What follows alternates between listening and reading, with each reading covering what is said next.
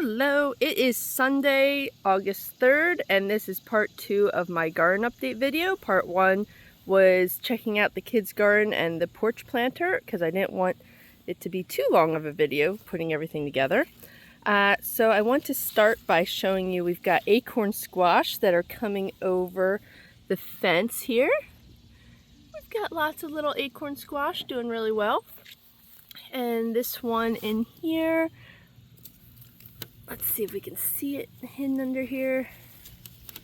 So that one's looking pretty big, and I think it's probably close to being ready for harvest. It's hard to really get in there to look. I have to see if it's getting any orange on it, which would be nice. All right, let's head in and see what we've got today. It's been a few days since I've been out here, so I'm taking you along to check things out. We do have some clematis flowers here.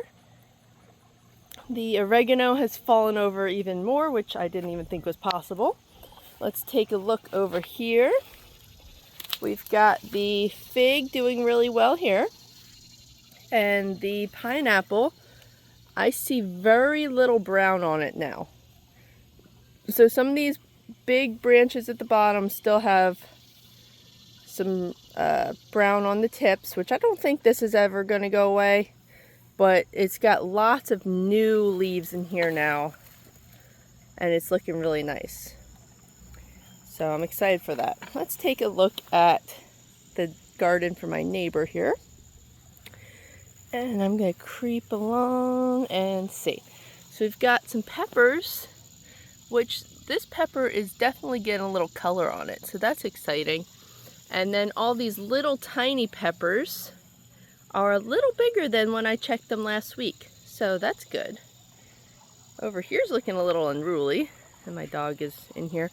I'm letting my dog wander in here, hopefully chasing voles and mice and whatever critters might be wandering through, because I did come in here the other day and something scurried in this long grass here, and I was like, oh boy.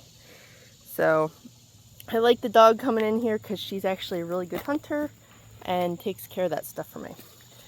All right, so in part 1, I showed the baby for the coleus, and the baby was very green. This one has very yellow-green leaves versus the baby had very vibrant green leaves. So I found it really interesting how the sun condition made such a difference for this exact plant. And then the baby for it over here is kind of getting crowded, but this one had very red leaves the whole time in comparison. Oh, my mint is getting even taller here and now getting tangled up in the thing here. What is this thing called? I can't remember the name of it right this second. I've said the name 5,000 times and now I can't remember the name, but the vines are kind of catching it up. All right, let's see what else we got going on here. We've got tomatoes. So I have been harvesting the purple cherries. And as I've said in past videos, the purple cherries, the birds have not pecked a single one of these, but I've already had to throw away several of the red ones because the birds will actually peck the red ones, but they leave these ones alone. So that's a tip. You're looking for what to plant tomato-wise. Plant ones that are weird colors and the birds will actually leave them alone. The sunflowers are looking great today. I don't know what's going on here that this is kind of fallen to the side, but I hate that it's in the pathway here. So I might come back after my video here and try not to step on it and see if I can't put that back up on the fence, because I think it actually was up there and must have fallen. So we'll figure that out later. Taking a look at my planter here. This one is not doing anywhere near as well as the other one. It does still have lots of the pretty purple flowers. That one's actually looking like velvet this morning, which is gorgeous. And the lantana, I said a while ago it looked like it had buds for growing more flowers, and it does have little tiny buds, but it has yet to actually do anything, which is kind of frustrating. So I don't remember. I'm gonna have to go back through my old videos and see which one I put in which pot so that I know who to buy from again next year, because I'm surprised at how this one is doing kind of bad and the other one from the other store is doing really well. Looking here, we've got bok choy, really tall bok choy. This thing is almost chest high on me. It's trying. And we've got the flowers for the leeks here. And I did put 2 new leeks in from my house, which I think I talked about a while ago. And let's see what we got going on over here. So this bush tomato has been kind of getting on my nerves. It didn't stay in a bush. It is short, I guess, but it falls over. So this really needed a cage. Didn't know it needed a cage because it didn't look like it. But I have pulled a bunch of rotted tomatoes off of this, and I have not been able to harvest a single good tomato. So that's been really frustrating. Taking a peek under here, I've been harvesting eggplants. Oh, sorry, the leaf went in the way. Been harvesting the eggplants. So I have a few eggplants in here. Kind of creep around and see. There's another eggplant under here. And some kind of a weed, like a pokeweed or something, has gone in here. And actually I'm going to pull that while I'm talking to you, because these things have quite a root system. Here, let me zoom out a bit.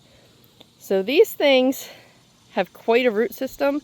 They start out pretty small like this, but they grow very rapidly. So if you see the pokeweed, remove it while you can, because I actually pulled one out that was over a foot long and really wide a couple years ago, and it just kind of shocked me that they got that big. I've got the peppers over here. So these are yellow peppers, but I have yet to see them actually go yellow. This one's got something going on. It kind of looks like sunburn, and it's got a little hole in it. So I don't know what's going on with that. And you can hear the catbird yelling at me for being out in my garden. Oh, he was right behind me on the fence. I'm just gonna put that down there and I'll figure that out later. Ooh, the sunflowers are looking very pretty this morning. I love how the morning light catches them, because normally I'm out here in the evening and the sun's hitting them from the completely other direction. So it's kind of nice seeing the light shining through here. Very pretty. I'm enjoying this. Beautiful sunflowers. Okay, moving on. Oh, it looks like we had a casualty of the sunflower. You could see right there, the branch has actually snapped, and this whole sunflower's just kind of come down. So I'm not sure what I'm supposed to do about these. I'm just going to prop this up. Oh, nope, it's just come off.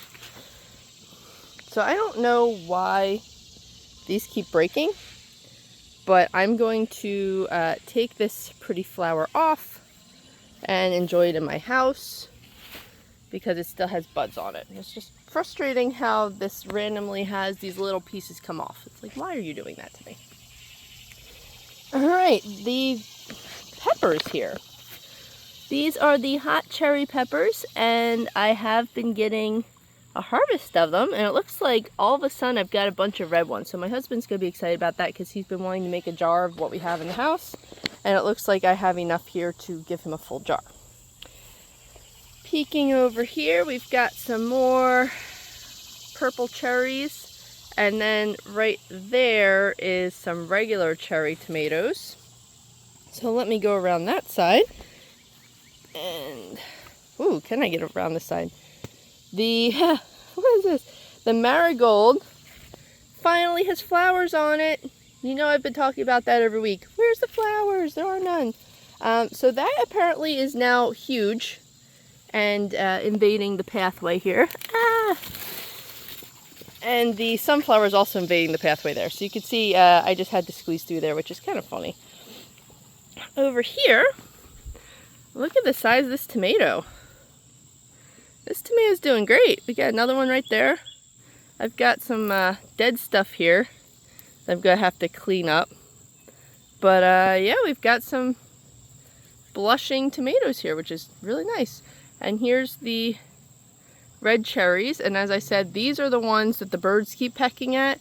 So I like to pull them as soon as I see them because I don't want the birds to find the big ones, which do need to stay a little longer.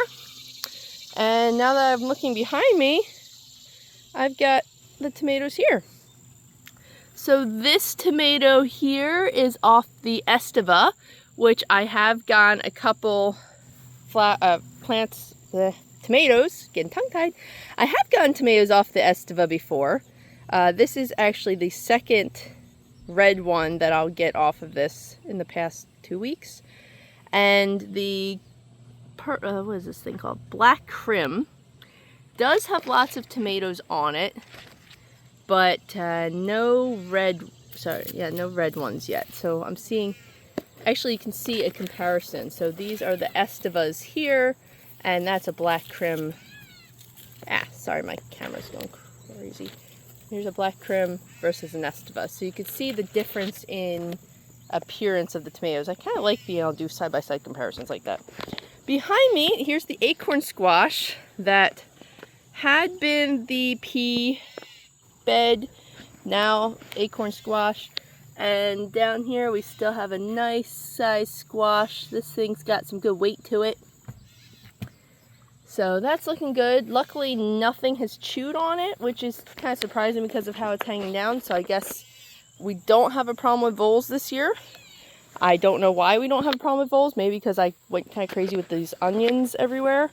And I'm going to sneak through here again, so hang on. Alright, I have made it through. Now over here, taking a look at the Romas. So the Romas I never really properly staked or did anything with this year. I'm not gonna lie, like I kind of failed on the staking and the doing things. This one's got a tomato cage which isn't doing anything. I'm kind of distracted by there being a little tiny worm right there. So yeah, I'm going to knock him off with a stick or leaf or something, because you can be free over the fence. I don't do critters in my garden chewing up my tomatoes. So anyway, these are the Romas. If you take a look, I'm not seeing any more of the blossom end rot. Oops, I just knocked that one off because it's ripe. So no more blossom end rot. If you saw a previous video, I did water these with Tums, well, generic knockoff Tums, and it was super effective. Within a week, I pretty much stopped seeing any blossom end rot, and all of these tomatoes have been great. I've actually done a batch of sauce already, which I recorded and have yet to post because my husband has to show me how to place the couple videos together because I had to break it up. And I haven't learned the program to do that yet. So it's coming.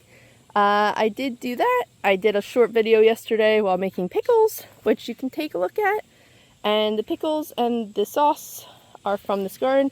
And I also recorded doing zucchini bread, which is another video that I need to share later. I'm going to put that with my pepper. Alright, let's see. The sunflowers, we've got a lot of dead, I guess you would say dead sunflowers. They're leafless at this point. This is when they're at the seed point. I'm actually going to look close at this one. So if you can see, all here has no more seeds. The reason for that is the birds. So I've got goldfinches in this area, and goldfinches love the sunflowers, and they are welcome to enjoy it as much as they want because I'm just growing sunflowers for pollinators and for enjoyment. I do not eat the sunflowers because they get little worms in them and I don't want to deal with that. So I let the birds have it, and they are very happy to do so. Alright, let's see over here if I turn around. Oh, look at that! So this sunflower, you may remember, I wasn't sure what color we were going to get, if this was supposed to be a purple one. And I was all excited when it showed up above the zucchini because I forgot it was even in there because it stayed small for so long. And it has opened. That's a fun surprise. I like that. That's a good thing to walk out on. So the zucchini, I was worried that we were going to lose the zucchini plants, but the zucchini is still going. And I got one of these nice little tender ones. It was a little bigger than that. for dinner this past week, and it was really good. So I have some zucchini down in there. You can see there's one right there. There's one hiding under this blossom here. Gonna try and creep around. The pathways are still kind of clear since weeding. Not perfect, like there's still some of this darn grass peeking in that's scratchy, but overall good. So the cucumbers, it looks like they've got the mosaic thing going on. So I think they're pretty much done.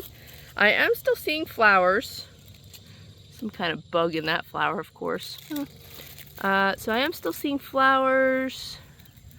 There is a little tiny cucumber right there. I'm seeing if there's any hiding out. Oh, there's actually one that's like 4 inches long, like right there, and then right there that my camera won't focus on, because why would it? Oh, there's actually a decent sized one right here hiding. So that one is pretty good size. And there's actually one here. So I thought that the plants were kaput with how they're looking with the mosaic, but it looks like they're still producing cucumbers, so I'm still going to let them go. I did do a full batch of bread and butter and a full batch of dill pickles yesterday, which was, I want to say, about 16 pounds of cucumbers split in half. And so that was good. Anything beyond this point, I'm just going to let my kid eat, because she's like, oh, I want to eat the cucumbers. So she's going to be able to eat the cucumbers. As I'm talking to you, I see there's actually some cherry tomatoes hiding out under the zucchini leaves here. And the cucumbers kind of snuck over here. Got whatever this annoying weed is. I hate this thing. It really gets in there and it's hard to remove. And over here, the rosemary is still alive, considering it's probably getting a lot of shade from over here. Oh, there's bug on me. Oh, before I forget, I need to dig out the potatoes today. So I'm going to do a different video for that, because I'm not doing that right this second. And we will see what we have hiding in the ground here.